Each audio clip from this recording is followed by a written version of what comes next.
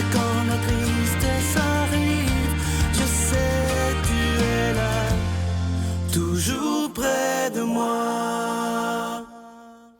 Bon mardi, comme à tous les mardis, depuis quelques semaines, on rejoint quelqu'un. Je sais que vous l'appréciez beaucoup. Vous m'avez envoyé beaucoup de commentaires sur Facebook et aussi par courrier.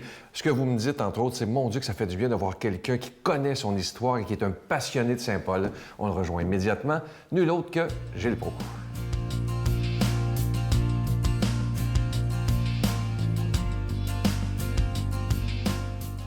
Chers amis, je vous disais donc que Saul est un privilégié. Son père va lui payer des études. Il a 15 ans et là, il est animé d'une rage d'apprendre. Et pour apprendre, il fallait aller justement dans ce joyau architectural et spirituel, une ville sainte, vous m'avez vu venir, il fallait aller à Jérusalem. Et à 15 ans, son père va l'envoyer étudier à Jérusalem. Il va mettre 6 semaines avant de se rendre là-bas. On se demande, est-il allé à dos de cheval? Il était d'une famille aisée. L'histoire, quoi, au contraire, qu'il est modeste et il va y aller à dos d'âne. Et puis, il ne veut pas entreprendre le trajet par la mer parce que la mer était infestée, la Méditerranée, de pirates.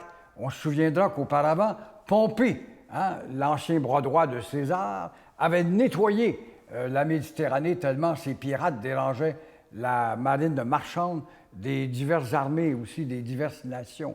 Alors, il ne prend pas le risque d'emprunter la voie fluviale et il met 6 semaines pour arriver à Jérusalem. Mais juste avant, il s'arrête à Césarée, et j'ai eu l'occasion d'arrêter moi-même à Césarée.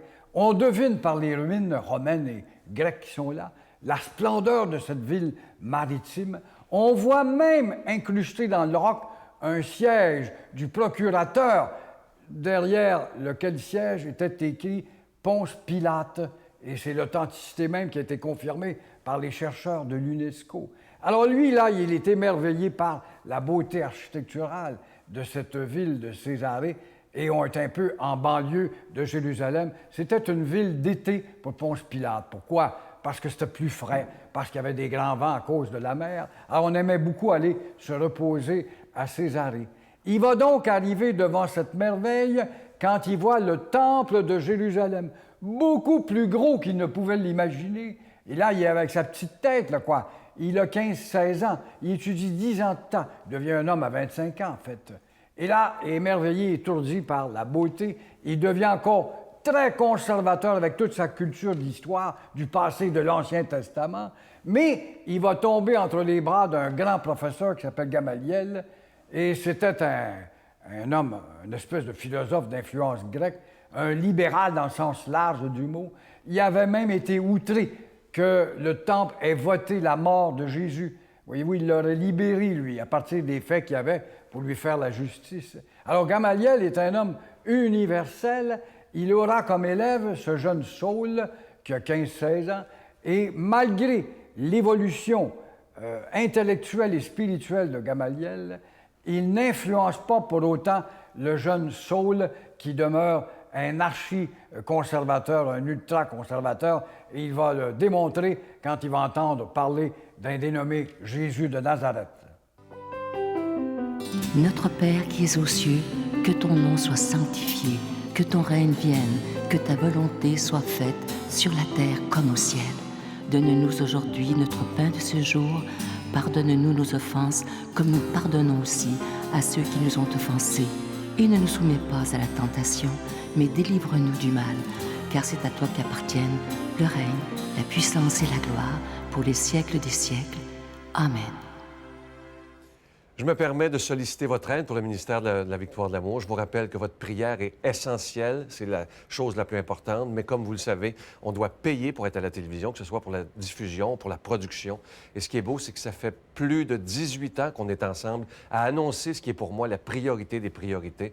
Et je vous demande, étant donné qu'on est dans une période estivale, c'est toujours plus difficile au niveau des dons, je vous demande un effort spécial, si vous êtes capable de le faire, afin qu'on puisse arriver à l'automne sans avoir de dette. Alors moi, je vous fais confiance. Je vous rappelle que le cadeau du mois est une belle exclusivité de la Victoire de l'Amour. C'est le tout nouveau CD, il est tout chaud, du bon docteur Gilles Lapointe, qui s'intitule « Faire confiance à son médecin intérieure. Vous allez voir, c'est un CD que vous allez écouter, réécouter. Ce sont de belles réflexions sur la spiritualité, sur notre foi et sur la santé. Vous allez voir que le Doc Lapointe va beaucoup nous apprendre. Moi, je fais plusieurs fois, je l'écoute. Alors, c'est avec un don de 25 $ et si vous en voulez deux, avec un don de 40 $. Je vous donne l'adresse. La Victoire de l'Amour, casier postal 120, succursale Boucherville à Boucherville, le J4B 5E6, je vous la redonne. La Victoire de l'Amour, casier postal 120, succursale Boucherville à Boucherville, le J4B 5E6. Également par téléphone, par carte de crédit dans le 514-523-4433,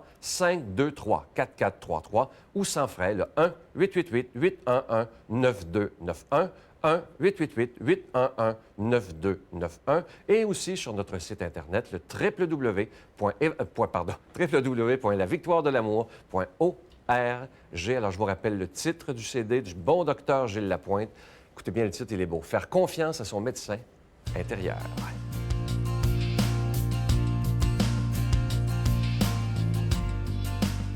Aujourd'hui, pour proclamer la parole de Dieu, notre ami Luc Faneuf.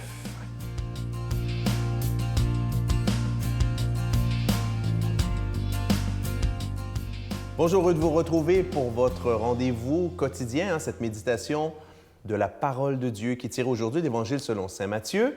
Et aujourd'hui, Jésus, on va l'entendre, donner des consignes à ses premiers apôtres qui partent en mission. Donc, demandons à l'Esprit Saint d'ouvrir nos intelligences et nos cœurs afin de recevoir cette parole de Dieu vraiment en profondeur, qu'elle transforme nos vies. Jésus disait aux 12 apôtres, « Sur votre route, proclamez que le royaume des cieux est tout proche. Guérissez les malades, ressuscitez les morts, purifiez les lépreux, chassez les démons. Vous avez reçu gratuitement, donnez gratuitement. Ne vous procurez ni or, ni argent, ni petite monnaie pour en garder sur vous, ni sac pour la route, ni tunique de rechange, ni sandales, ni bâton, car le travailleur mérite sa nourriture. Dans chaque ville ou village où vous entrerez, informez-vous pour savoir celui qui est digne de vous accueillir, et restez chez lui jusqu'à votre départ. En entrant dans la maison, saluez ceux qui l'habitent. Si cette maison en est digne, que votre paix vienne sur elle. Si elle n'en est pas digne, que votre paix retourne vers vous. Acclamons cette parole de Dieu.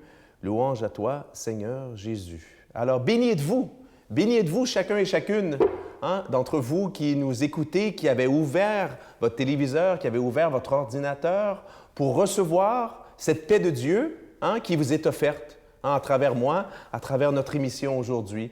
Vous avez vraiment fait, je dirais, le pas le plus important, celui d'ouvrir. Ouvrir l'ordinateur, ouvrir la télévision, ça veut dire d'abord et avant tout ouvrir notre cœur, ouvrir, se rendre disponible, accueillir ce don qui est donné par Dieu, le don de sa parole, le don de sa vie, le don de sa grâce, exactement comme à l'époque. Sauf qu'aujourd'hui, ça passe par la télévision. Évidemment, les rencontres personnelles, c'est très important aussi, mais c'est extraordinaire aujourd'hui avec l'avènement de la télévision, des nouvelles technologies. On peut comme ça diffuser, être des missionnaires de la parole à travers les moyens de communication. Béni soit le Seigneur pour la victoire de l'amour et pour tous ceux et celles qui, à travers le monde, utilisent ces moyens de façon, je dirais, avec beaucoup d'audace et de courage apostolique. Aujourd'hui, c'est la fête, justement, parlant de missionnaires, de Saint Barnabé apôtre. Extrêmement important et, je dirais, inspirant de voir comme ça comment est-ce que l'Église, c'est pas tombé du ciel comme ça, déjà fait. L'Église, dans les tout premiers temps, c'est construite sur les épaules, je dirais, de personnes qui, comme vous, ont décidé de dire oui. Dire oui à l'appel de Jésus, dire oui à sa demande de devenir missionnaire. Et ce Barnabé, son vrai nom, c'était pas Barnabé, c'était Joseph. Barnabé, en araméen, veut dire « fils de la consolation ». Alors, c'est un Juif qui venait de Chypre, qui est mort vers l'an 75, donc environ 40 ans après la mort de Jésus, et qui est devenu chrétien peu après la Pentecôte. C'est lui qui a servi d'intermédiaire après la conversion de Paul, donc il a introduit Paul auprès des premiers apôtres, et il était très proche d'un certain Marc. Et oui, Marc, l'évangéliste.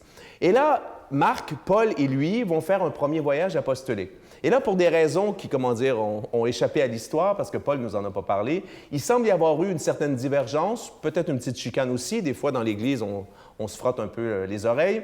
Et là, semble-t-il que Paul ne voulait pas de Marc comme missionnaire. Et Barnabé, et une chose importante que j'ai oublié de vous dire, Marc était son cousin. Barnabé, par fidélité à son cousin, et pas de doute qu'il n'y avait pas aucun scandale, a décidé de rester fidèle, à Marc, et a laissé Paul partir seul avec d'autres personnes pour les missionnaires. Et lui et Marc sont partis évangéliser la Chypre. Et semble-t-il que Barnabé, il serait mort, martyrisé, et là, c'est oui, comme beaucoup des nouveaux apôtres qui ont accepté comme ça d'aimer le Christ jusqu'au bout, n'est-ce pas? En versant jusqu'à leur sang, en donnant leur vie, sans y penser par amour.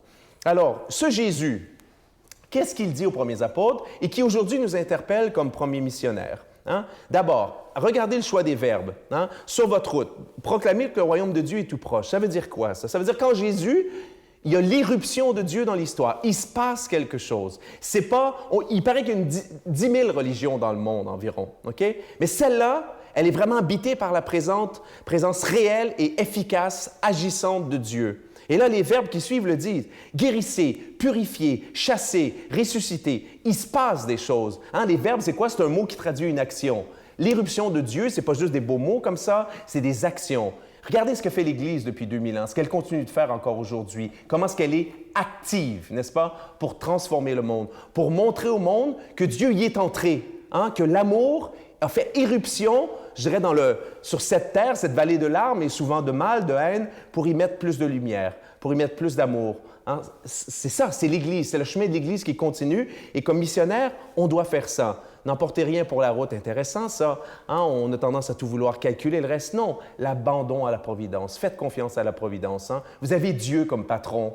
Faites-lui confiance. C'est lui qui guide vos pas. Et offrez surtout cette paix qui guérit les cœurs. Combien de gens ont besoin d'être relevés aujourd'hui? Demandons à Dieu de nous bénir, lui qui est Père, Fils et Saint-Esprit. Merci. Bonne journée.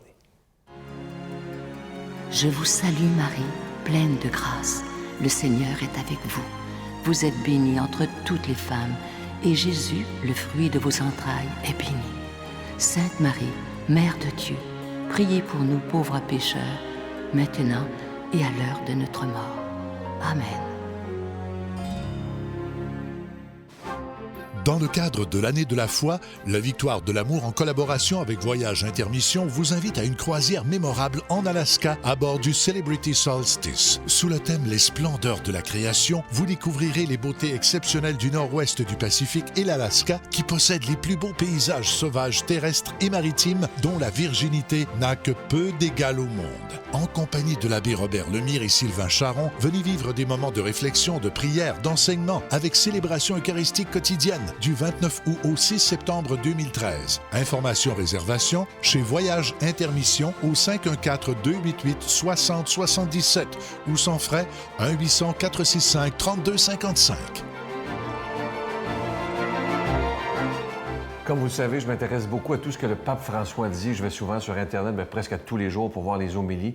Et il y a une homélie qui m'avait complètement frappé, un message de la Pentecôte. Vous savez, la Pentecôte, c'était il y a 2-3 semaines.